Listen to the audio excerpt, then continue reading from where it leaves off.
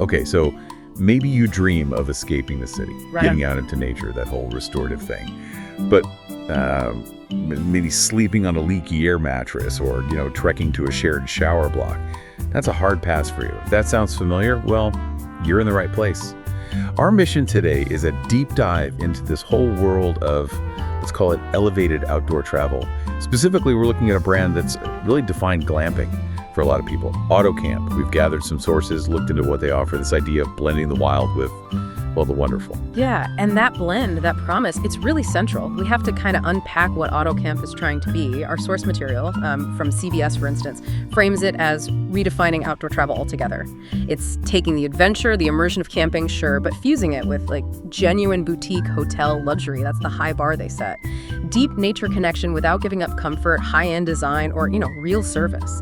That immediately makes me think, though, if you're promising boutique hotel level stuff, you're inviting a level of scrutiny that, frankly, a normal campground just doesn't face. The luxury feel is only as solid as its weakest logistical point, right? Exactly. And the fact they've scaled this promise across such different environments, different climates, Yep. it really shows there's a strong market pull. I mean, their footprint is significant now.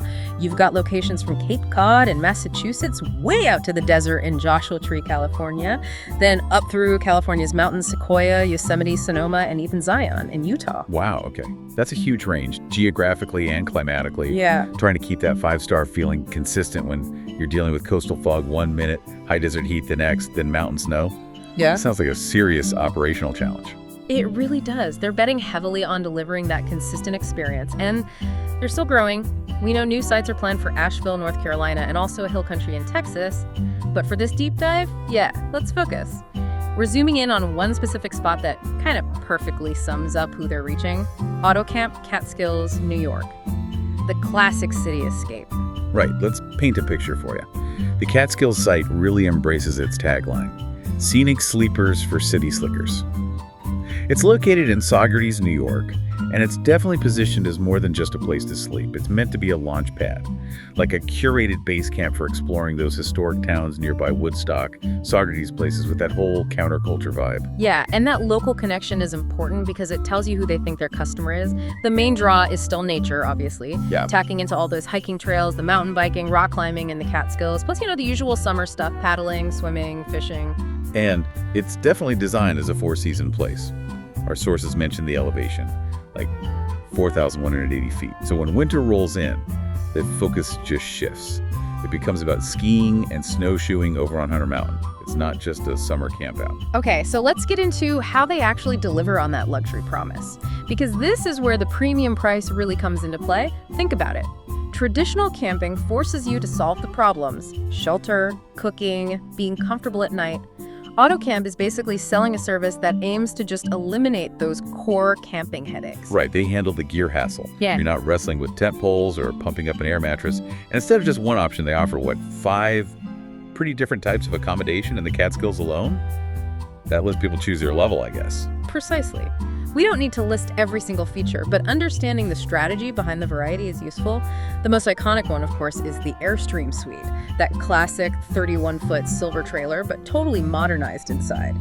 Private bathroom, kitchenette, bright sitting area. That's probably for the couple who really values that design aesthetic, that compact luxury feel. Then you've got the more permanent structures, the cabins. They come at different sizes. Classic, premium, even family size. So these seem geared towards guests who need more space, maybe staying longer, or need a proper kitchen with a stovetop, not just a kitchenette. Solves the cooking issue for families or groups. Exactly. But maybe the most interesting one from a market positioning angle is the base camp. This is actually a combo unit. You get the modern Airstream suite, but it's paired with a custom canvas tent right alongside it. Okay, hang on. If I'm paying top dollar for luxury, why do I want a canvas tent involved at all? Doesn't that kind of defeat the purpose of avoiding the roughing it part? But it solves a different problem: group dynamics. It's designed for slightly larger groups, maybe up to 6 people. Think families with teenagers or maybe 2 couples traveling together. The tent offers that social, slightly more immersive camping feel, sitting outside it, that sort of thing. But the Airstream guarantees the private climate-controlled space, the luxury bathroom, Wow. the things people don't want to compromise on. So you get both the campfire vibe and the hotel comfort bundled. They also have standalone adventure tents, which are roomy canvas tents, a bit simpler but still comfy. Okay, that makes more sense. Yeah. Framing the tent as an extra space or an amenity rather than just basic shelter. Clever. Yeah. So, moving beyond just where you sleep, the on-site amenities must be pretty key to keeping that hotel luxury feeling alive. This is where they remove more of the hassle. Right. Yeah, you're paying for the built-in support structure. Look at what they provide complimentary. Things like granola and coffee for breakfast, free bike rentals, free seasonal activities, EV charging stations even. You don't have to pack breakfast food or haul your own bikes or stress about finding a charger. Those are 3 common road trip pains just gone. And, crucially, there's a 24/7 front desk and access to the main clubhouse. This isn't like some remote Airbnb where you check yourself in and hope for the best. It's like having hotel staff on hand while you're technically camping. You have someone to ask if, the fancy coffee maker breaks. Definitely. And beyond just the basics, the activities seem very curated. It helps justify that price tag again. They aren't just pointing you towards a trail map and saying, have fun. They're offering specific, organized experiences, things designed to connect you more deeply with the place. Right. A bit more sophisticated than the campfire songs and s'mores from my childhood camping trips. Right. What kind of specific activities are we talking about? Well, the sources mention things like guided forest bathing, that mindful practice of just absorbing the woods. Also, natural dyeing workshops, yoga classes right there on site, even weekly live music around the campfire. This adds that cultural, almost wellness layer. It appeals directly to that market willing to pay extra for experiences, not just a comfortable bed. It's about enrichment, maybe, not just recreation. It all sounds pretty seamless, honestly. From the Airstream design to the planned activities, even having facilities for bigger groups, company retreats in the clubhouse, weddings at Hudson Hall, they seem to have thought it through. And just practically speaking, we did notice a current offer mention a night on us. Book 2 nights, get a 3rd free with a promo code FEFLUV. Useful detail for anyone listening. It's a very compelling package on paper. And look, the guest feedback we saw overwhelmingly backs up how well the concept lands. People call it the ultimate glamping experience. Reviewers compare it to a 5-star hotel in the wilderness. Guests seem to love the modern, clean feel, the cool Airstreams, the fact that it's dog-friendly too. Okay, so they've clearly nailed the inside spaces, the communal lodge areas. But like we said at the start, luxury is fragile. We need to look at where that boutique hotel promise might wobble, especially when, actual nature gets in the way. And that's the crucial counterpoint. We found some really specific feedback about a stay during a rainy weekend in the Catskills. Now, the inside experience, reportedly great.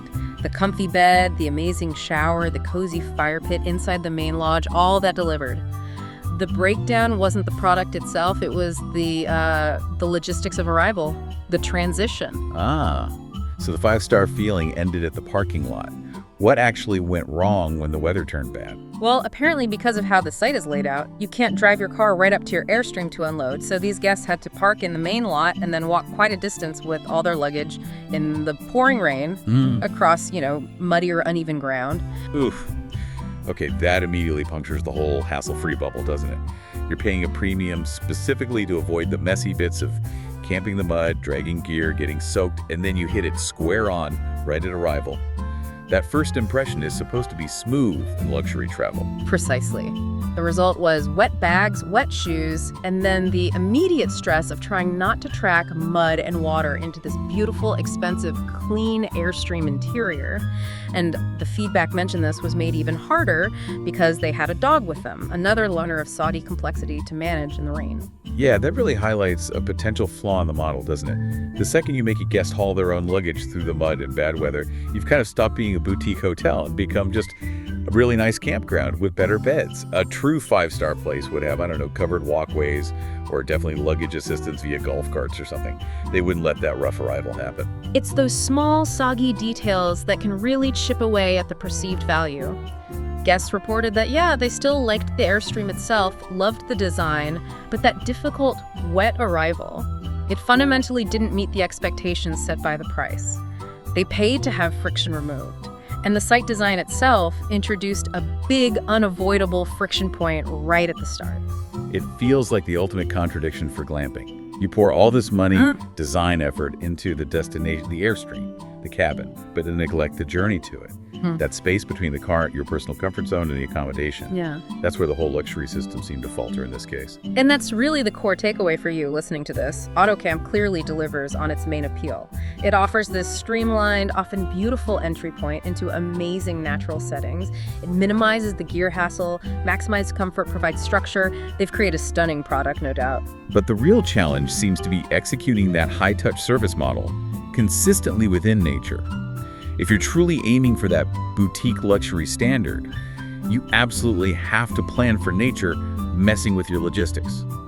We should probably also mention quickly they have a sister brand, Field Station, which seems aimed at a slightly different, maybe more activity-focused outdoor traveler. Right, so if we pull this all together, the shift we're seeing in outdoor travel, it's not just about adding Wi-Fi or nicer sheets to a tent. It's about trying to curate the entire environment to smooth out those unexpected bumps. And this whole analysis really brings us to a fundamental question for this entire luxury outdoor market. Yeah, the big question to ponder maybe before you book your next escape.